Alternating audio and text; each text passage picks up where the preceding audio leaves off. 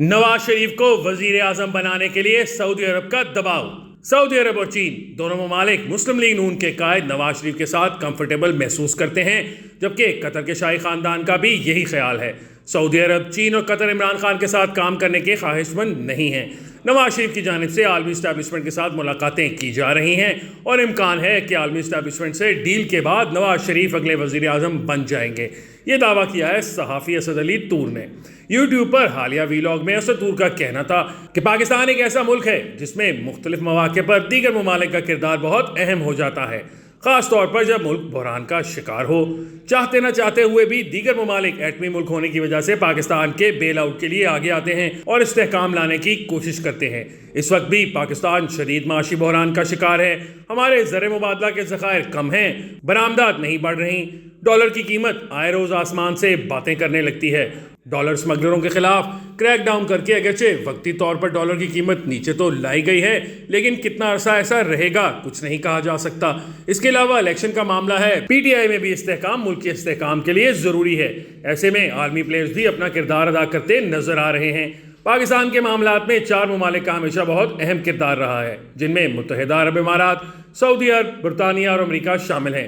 جب محترمہ بے نظیر بھٹو نے پرویز مشرف سے ڈیل کی تھی، جس کے بعد پرویز مشرف کو اقتدار چھوڑنا پڑا تھا، اس میں بھی بے نظیر نے برطانیہ اور امریکہ کی اس وقت کی حکومت سے مدد حاصل کی تھی۔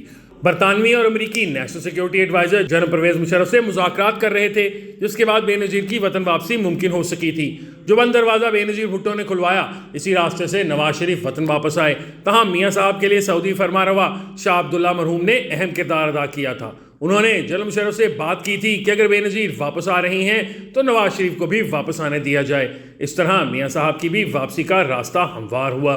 صحافی کا کہنا تھا کہ موجودہ حالات بھی ویسے ہی ہیں اور میاں نواز شریف اور آصف زرداری صاحب عمران خان کی طرح امیچور سیاستدان بھی نہیں ہیں۔ عمران خان جب حکومت میں آئے تھے تو انہوں نے اپنی تمام تر حمایت جنرل باجوہ کو دے دی اور اس کے لیے سعودی عرب، متحدہ عرب امارات، برطانیہ، امریکہ اور چین کو ناراض کر دیا۔ پھر ایک وقت ایسا آیا کہ فوج نے اپنا فراہم کردہ قالین عمران خان کے قدموں کے نیچے سے کھینچ لیا۔ ایسے میں ان کو بچانے کے لیے کوئی بھی ملک آگے نہیں آیا۔ اب عمران خان فوج سے ڈیل مانگ رہے ہیں، لیکن کوئی بھی ملک چیئرمین پی ٹی آئی کی مدد کے لیے تیار ہی نہیں۔ جیسے پاکستان کے حالات ہیں تو ایسی ڈیلز میں فوجی اور سیاسی قوت کے درمیان کوئی نہ کوئی ملک گارنٹر ضرور بنتا ہے اور جو بھی پاور شیئرنگ فارمولا طے پاتا ہے اسی کے مطابق کام ہوتا ہے۔ جنرل مشرف سے ہونے والی ڈیل میں یہ طے کیا گیا تھا کہ انہیں اقتدار سے نکالنے کے بعد ان کے خلاف کوئی کارروائی نہیں کی جائے گی۔ جب وہ ملک چھوڑ کر دبئی چلے گئے تو سعودی شاہ عبداللہ نے غالباً $50 ملین انہیں بطور تحفہ دیے، جس سے انہوں نے دبئی اور لندن میں اپارٹمنٹس خریدے۔ سعودی شاہ عبداللہ نے ڈیل کروائی تھی تو ان کو ایڈجسٹ بھی کروانا تھا۔ حالیہ صورتحال بھی ایسی ہی ہے جس میں سعودی عرب اور دیگر ممالک کا کردار بہت اہم ہو گیا ہے۔ اسد طور کے مطابق چند ماہ قبل کچھ اہم ملاقاتیں ہوئی تھیں۔ سعودی عرب کے نیشنل سیکیورٹی ایڈوائزر امریکہ سے واپسی پر لندن میں نواز شریف سے ملے۔ ان کی امریکہ میں ہونے والی ملاقاتوں کے حوالے سے بھی گفتگو ہوئی۔ انہوں نے میاں صاحب کو مبارکباد بھی دی کہ اگلے وزیر اعظم آپ ہوں گے۔ یہ ملاقات غالباً رمضان کے مہینے میں ہوئی تھی۔ اسی ماہ میں برطانیہ کی اسٹیبلشمنٹ کے کچھ اہم لوگوں نے بھی میاں صاحب سے ملاقات کی۔ اس سے قبل انہوں نے نواز شریف سے تب ملاقات کی تھی جب وہ وزیر اعظم تھے۔ اب رابطے بحال کرتے ہوئے انہوں نے میاں صاحب سے دوبارہ ملاقات کی۔ ظاہر ہے کہ انہوں نے ملاقات اسی تناظر میں کی ہوگی کہ اگر نواز شریف پاکستان جاتے ہیں اور اقتدار نون لیگ کے پاس آتا ہے تو برطانیہ کے ساتھ تعلقات کے لیے ان کی کیا پالیسی ہوگی۔ اس کے علاوہ سعودی ولی عہد محمد بن سلمان ایک دورے پر متحدہ عرب امارات میں موجود تھے اور وہاں سابق وزیر اعظم شہباز شریف نے ان سے ملاقات کی۔ شہباز شریف نے شہزادہ محمد بن سلمان کو پیغام دیا کہ نواز شریف آپ سے ملاقات کی خواہش رکھتے ہیں، تاہم سعودی ولی عہد اس ملاقات کے لیے وقت نہ نکال سکے۔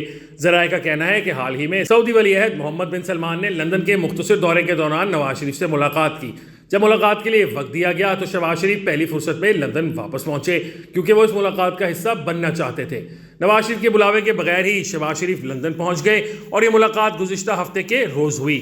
یقینی طور پر اس ملاقات میں اہم پہلوؤں پر بات ہوئی ہوگی کیونکہ میاں صاحب کے پاکستان آنے کے اعلان کے بعد سے ان معاملات پر غور و خوض جاری ہے کہ ان کی وطن واپسی کے بعد کیا ہوگا، صورتحال کیسی ہوگی، ان کے ساتھ کیسا سلوک ہوگا، سیاست میں کیا ہوگا۔ سعودی ولی عہد محمد بن سلمان پاکستان اور پاکستان میں میاں صاحب کے رول کو کیسے دیکھتے ہیں۔ ذرائع کا کہنا ہے کہ اب جو نئی حکومت بنے گی اس میں سعودی ولی عہد کا کردار بہت اہم ہوگا۔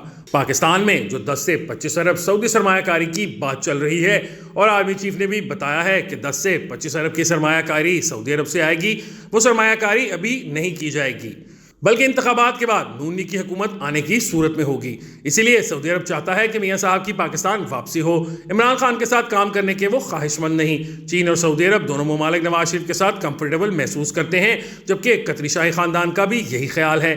یہ کچھ ایسے عالمی پلیئرز ہیں جو اگر کسی کو سپورٹ کریں تو کہا جا سکتا ہے کہ الیکشن اس انداز میں ہوگا کہ اس میں اکثریت اسی پارٹی کو ملنے کا امکان ہوتا ہے۔